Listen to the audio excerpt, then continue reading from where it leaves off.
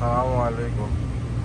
দেখেন, মানুষে মনে করে যে বাংলাদেশি মশলা কোনো কিছু নাই। দেখছেন না, প্রাণ কোম্পানির মশলা, সব ধরনের মশলা এখানে আছে।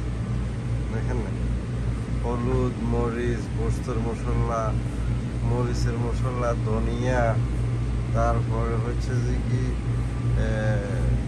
সব ধরনের মশলা আছে। দেখছেন না, সব ধরনের কি লাগবে আপনাদের সবই আছে।